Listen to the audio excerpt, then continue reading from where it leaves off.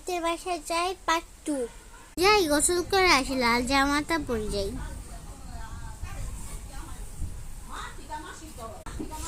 গোসল শেষ। Aunty aunty aunty doctor থেকে কি হয়েছে? সিনথিয়া কিছু লাগবে? না কিছু লাগবে না বলছি আন্টি, অনেকক্ষণ হয়েছে না। বুঝি কি করেছে, আমার খিদে লেগেছে, বলতেও পারবো না কি আন্টি। ও একটু কিছু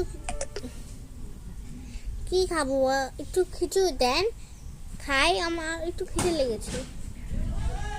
আচ্ছা কিছু খাইবা? দাঁড়াও বিস্কুট আছে, বিস্কুট দিয়ে বিস্কুট খাও। নাও।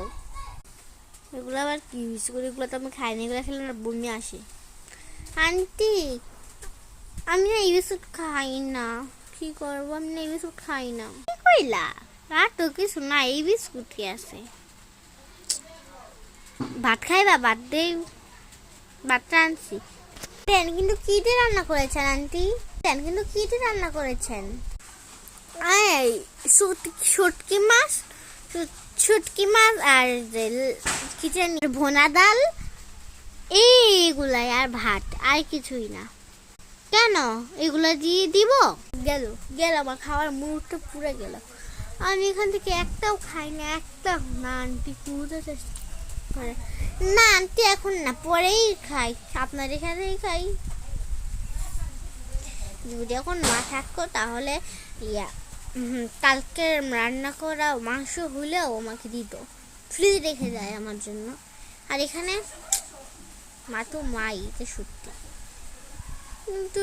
কি করবো, নিজের বাসায় ছাড়া আনন্দ নাই কিছুই। এক সেকেন্ড, আমার মনে পড়েছে, আমি না ব্যাগে করে অনেকগুলো এনার্জি বিস্কুট নিয়ে এসেছিলাম, ওগুলাই খাই, পানি আর পানি ঢেলে নেই।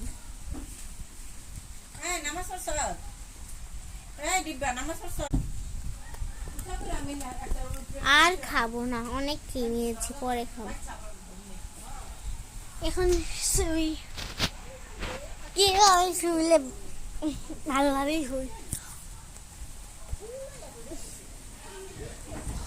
ইস, বালিশের থেকে কি গন্ধ আসছে, হয় না নাকি? পচা মাছের শুটকির গন্ধ। নেক্সট পর্ব চাইলে কমেন্টে বলো। Bye bye.